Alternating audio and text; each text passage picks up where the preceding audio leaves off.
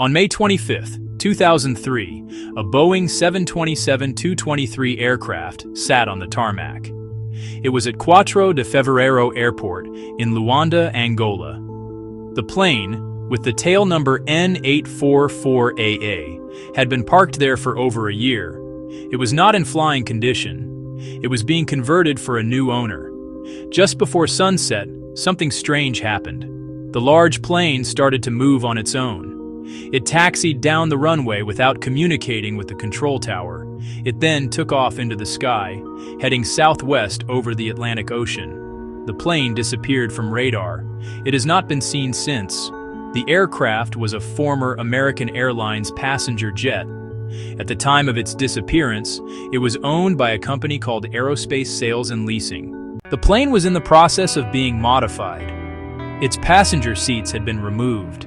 It was being fitted with fuel tanks to carry diesel fuel to diamond mines in Angola.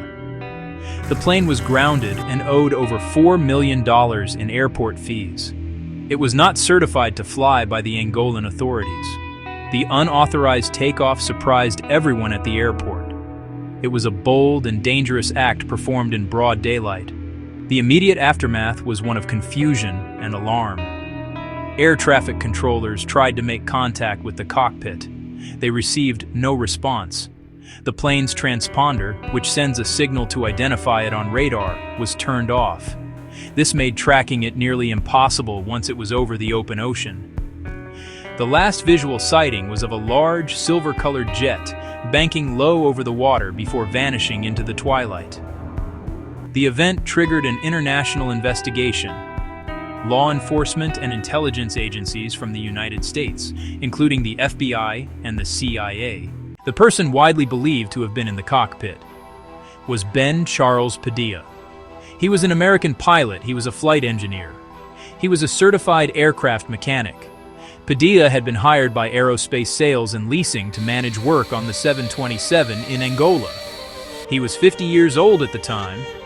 He had experience with this specific type of aircraft.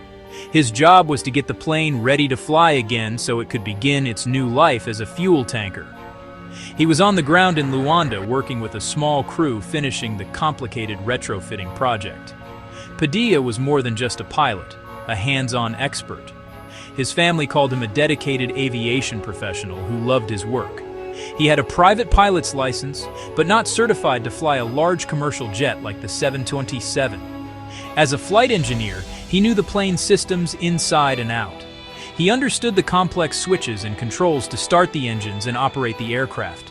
One of the most common theories is that the plane was stolen for fraudulent purposes. The owner of the plane, Maury Joseph, was embroiled in a business dispute. Some speculate the theft was an elaborate insurance scam. In this version of events, the plane would be secretly landed somewhere dismantled, sold for parts. The owner could then claim the insurance money for the stolen aircraft. This theory offers a clear financial motive, but there is no direct evidence to support it. The owner has denied involvement and cooperated with investigators, yet suspicion has never fully gone away. Another theory suggests Ben Padilla was not a thief, but a victim. His family has voiced this possibility repeatedly.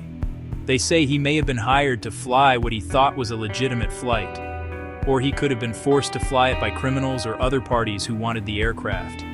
In that scenario, Padilla was simply in the wrong place at the wrong time. He might have been double-crossed during the flight and harmed after landing. In the days and weeks that followed the plane's disappearance, a massive search was launched. The FBI, the CIA, the Department of Homeland Security, various other international agencies joined the effort.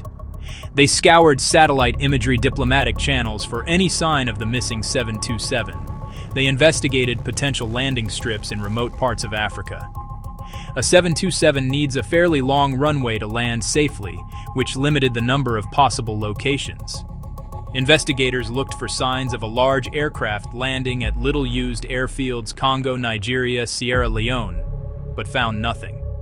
The search was not just for the plane, but also for the men.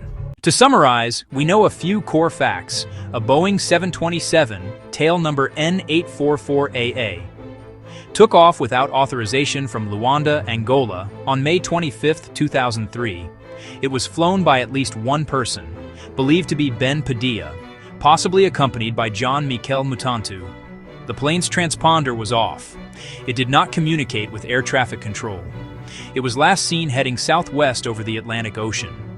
Since that moment, no verified trace of the plane or the men has ever been found.